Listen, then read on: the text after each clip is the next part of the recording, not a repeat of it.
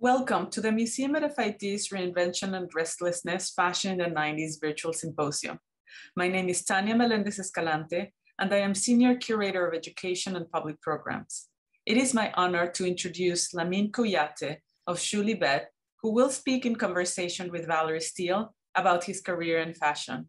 We hope you enjoy the show. Thank you so much for having the interview today. You're best known for using recycled clothes and turning those into new fashion. Everybody's doing that now, but you were one of the very first. How did you come up with such an original and sustainable idea? I mean, the idea was floating. I didn't start it, but I exploited it in the way of doing things.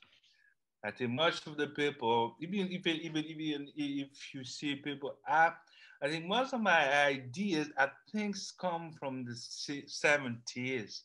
70s, all the people that was thinking about a new word, make it like love and peace, all those beatniks trying to reset the word, you know. So yeah, I'm exploiting in the industrial way, bring it into the fashion trend. Yes, but I didn't start. It's not my original idea, but I think even my mother used to figure, like, even when I was young, I used to, recycle my older brother's stuff, So, but I think original is, I think people from the 70s figure how can we build a new world with no pollution, you maybe figure for like a better environment. Yes. You launched your Xuly.Bët label in 1992. Mm-hmm. What caused you to launch the label? And can you tell our audience, what does Xuly.Bët mean in Wolof?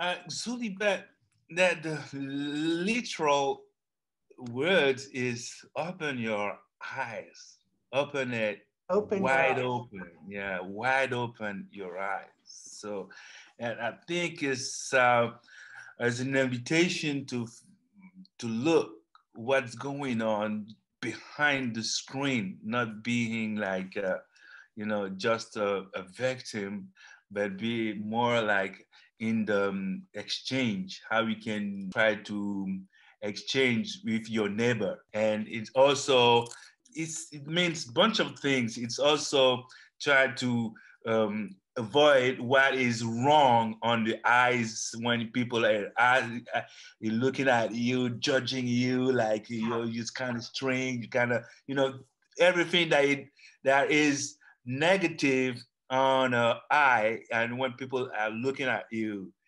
so it's trying to avoid this and bring something in between to has a better exchange. Yes, that's one of the coolest names for a fashion company I've ever heard.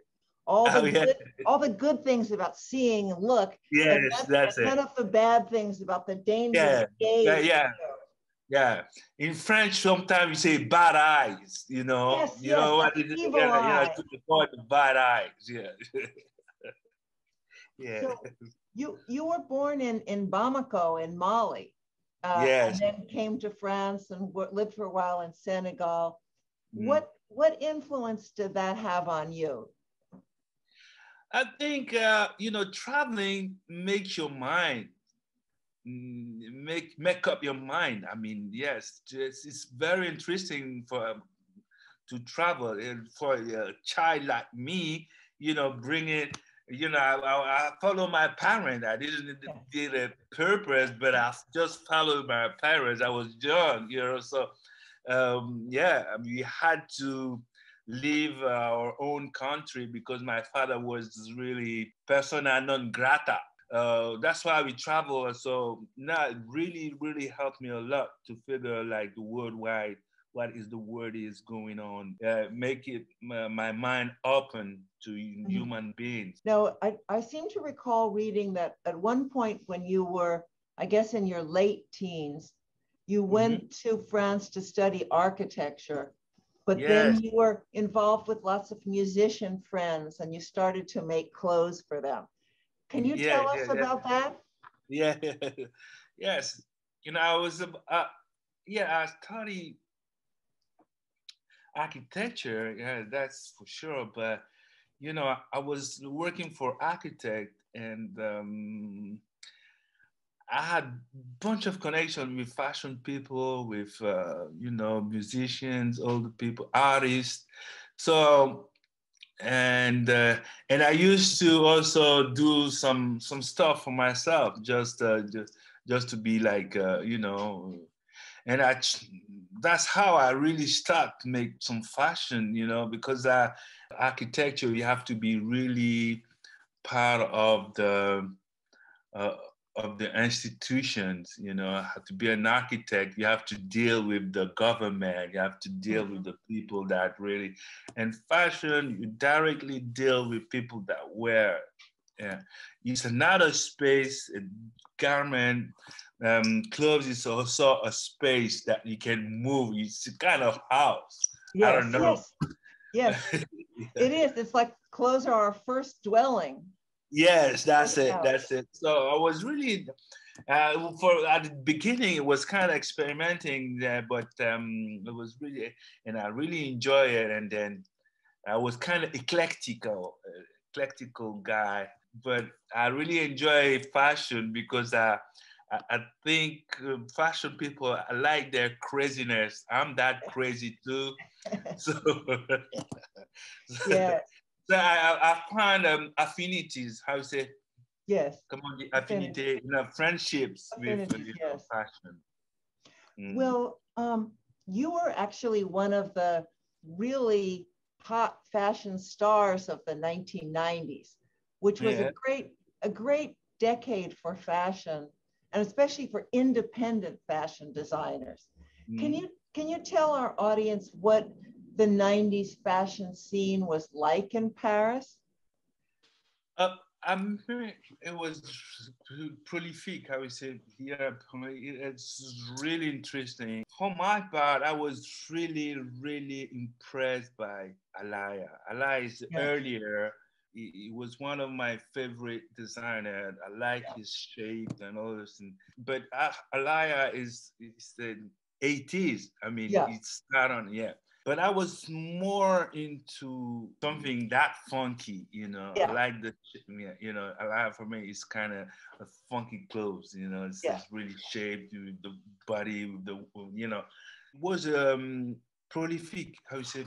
Prolific, exactly. It was a very prolific decade. I remember Jean Colonna, but Margiela was Margiela was great. Margiela was a crazy, really cool guy. Jean Colonna, Gilles Rosier. Oh yes, Gilles Rosier.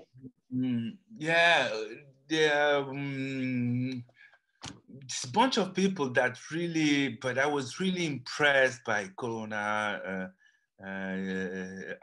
Margiela,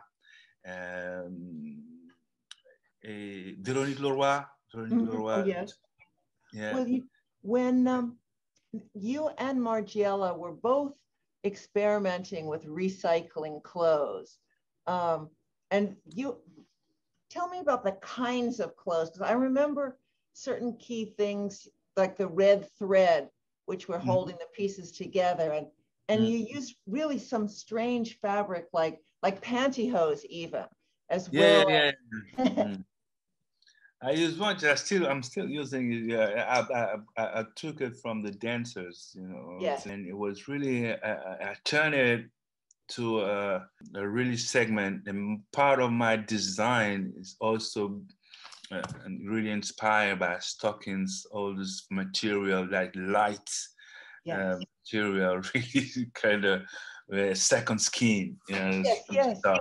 And also it was easier that to give a second life to a shirt and bring it over the shirt or just alone or under the shirt, make it strange and another style, you know, with I like to, you know, to play with it a lot. The fact is stuff with spandex was really multi-form, multi-shape, you know, it can do, you know, I used to put it over even like a coat was like really interesting. I used to do still like wrapped up out of it. It was really nice fabric to experiment. Yes. You've used so many brilliantly printed fabrics and often like pieced together. So again, it fits the body, but all sewn together like fragments. Yes. The part of that style was you using my scraps fabrics. You know, when I cut all the scrap, I used to gather the scrap together and stitch them like a kind of strange. It's like Barbarella or, you know, Catwoman feelings, you know, with the stitches, like to make it like it's handmade. The stitches was really visible, you know. Oh yes, they're like Frankenstein stitches. They're great. You know, we're so happy because the museum at FIT has some of your work in our collection. So we featured you in our book, Fashion Designers A to Z. And now you're going to be featured in our big exhibition about 1990s fashion. I'm so happy. I'm so honored that you. We're so happy. Really surprised, you know. When I saw all those stuff there, I was like, wow. I was really surprised. You know, sometimes you do stuff and you don't even know the value. You just make it as a designer and you just trying to make it, you know, for your neighborhood, you know, just to be, you know, how you say, useful. And you don't, and sometimes it match, sometimes not, but, you know, and when I saw all those stuff there, I was like, wow, this is kind of, and I discovered another phase of my job, you know. And I heard something, you were going to start some kind of visual archive of your work?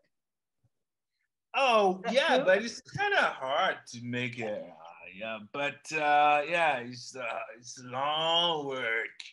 It's a long job, you know, it's the set. You found a whole new fan base now in the 2020s with all kinds of young people in Paris. That must feel good because, I mean, in the early 21st century with globalization and these big corporations, it got much harder for independent designers like you.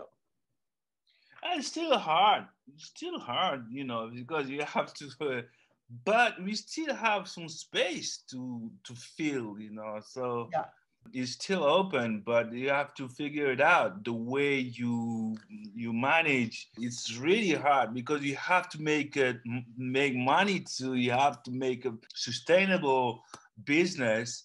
And it's not easy to do it. Bunch of things that we have to do with ourselves because there's no way else.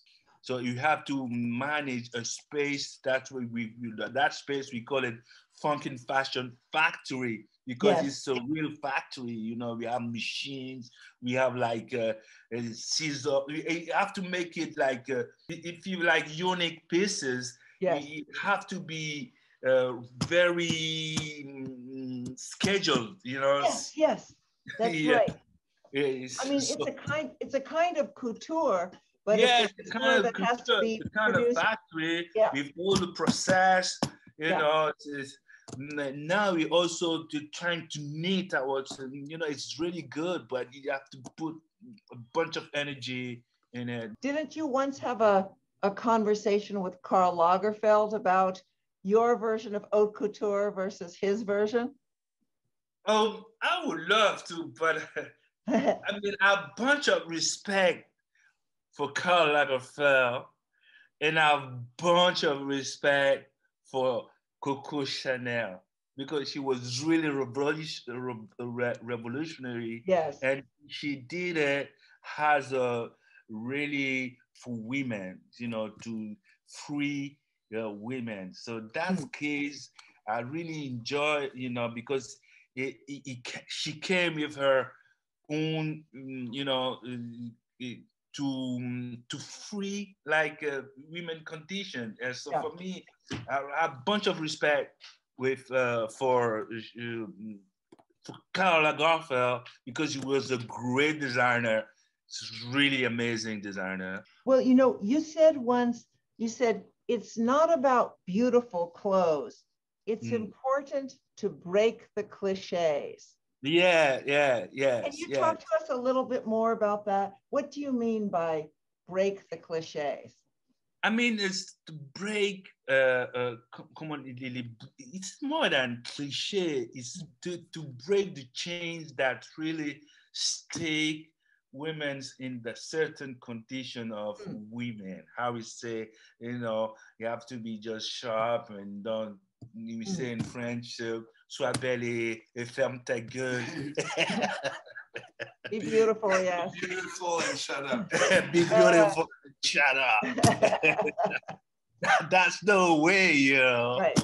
Yeah, but now women, they need to earn their life, you know, they need to move, they need to, you know, also, it's not just, you know, wait for a husband to, you know, that's finished, you know, I mean, it's not, so, yeah, fashion have to, you know, she have to be pretty, yes, of course, this is life, we all want to be pretty, even as a man, I want to be pretty too, So, but she needs also to move the town, you know. I mean, well, I loved watching your fashion shows in life, in real life, and on the internet.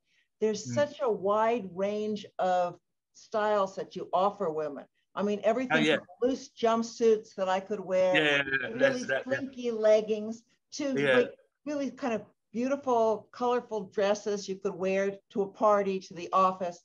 It's and your models are moving. You're moving. They look happy. Yes, exactly. For me, clothes have to be light, not like on a heavy. You know, it's not a prison. You know. Right. So tell me a little bit about like your last couple of shows. You just finished one of your shows 4 hours ago. Tell me some of the things that were in the show, and you know, what was the music and who was there? At this time, we did this film, you know, with a great director. She's really, really one of my favorite girl this time. Like, she's really cool, and we did that film with her, inspiring from the West Side Story. Yes. Yeah, you know that film. Everybody knows this film, West Side Story, great film. So we inspire. Well, so we wanted to do something that she bring it the way, and this is about how we can live together. You know, even with our difference. You know, so we need to live together and appreciate our difference. You know, that's we say today is diversity. Diversity is not just ethnic, it's also even people that's the same ethnic, you know, we don't have the same set of mind, you know. It's the same. In Africa, we used to say human beings is a part of the universe, but not the whole universe. So we have to give a respect to, come on, the fourmis, you know. The ants. To the ants, you know, or the fly, or the birds, or the tree, because we are the same level than them, because if we don't have them, we're not going to be living. So we have to take care of everything to have this harmony of life. So talk to me a little more about the DNA of Xuly.Bët. What are some of the core values that you're trying to say with your clothes? Oh, yeah. I think I like That's just, let's have a little bit of fun because life is hard. And Yes, that's good. yeah, and so there's something like really naive, like really childhood in that, that we still have to keep in mind, even if we were old. We have to see our children, bring them lights, and they have to see us too, even if we're old, bring some folk, so it's not like it's back and forth, yeah. So I have children, but they're really inspiring. You don't have to lose life. Yes. Like even if you have to work hard, sometimes you have to bring some lights in our life. That's it. So that's how I bring is to bring something that could take care of like people that are really. It's a part of pleasure. Okay, so the pleasure is I, also part of the clothes help take care of you? yes. Okay. I remember in one interview, you talked about how in Africa it was normal to reuse old clothes and to remake them into something new. Do you think that that was something that may have influenced you in your own style? Africa is a crossroad. Africa first is really that's how I've been raised. Africa had like influence from all over the world, because first history have been an exchange, sometimes really violent exchange, but Africa have all this stigma of, and also it could be also a richesse. Yes, richness. Uh-huh.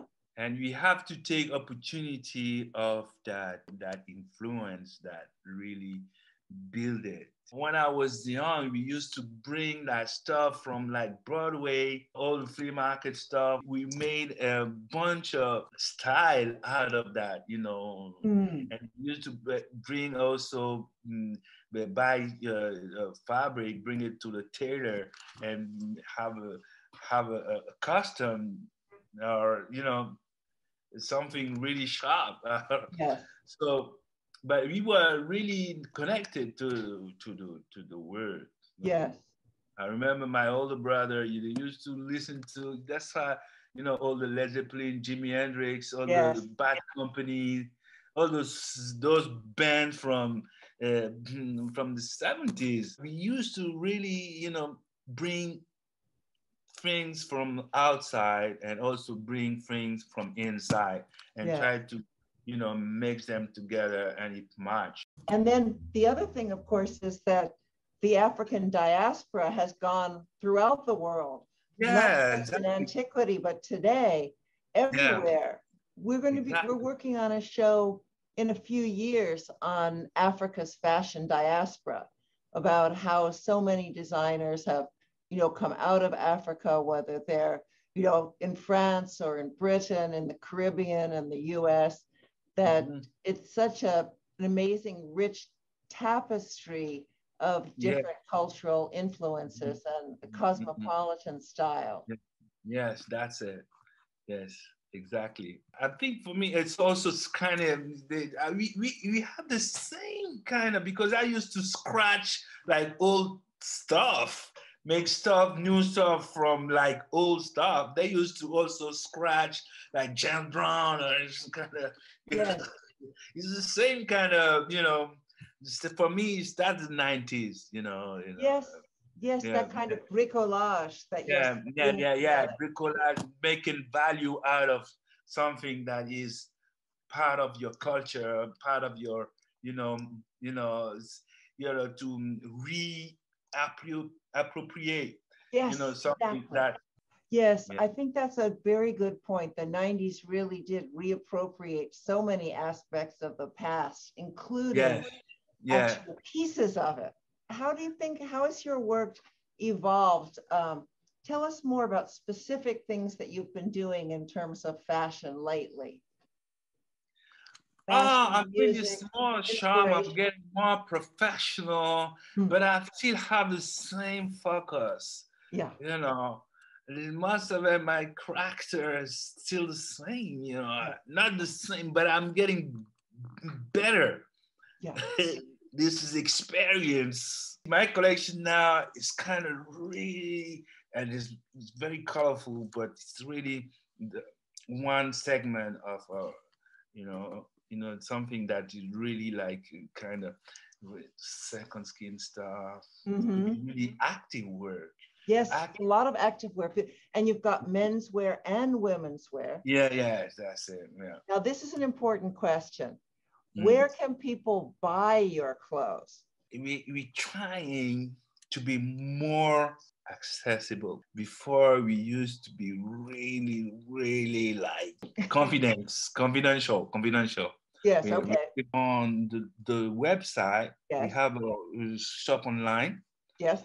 And we getting now, maybe we had the stuff at Nordstrom in the United States.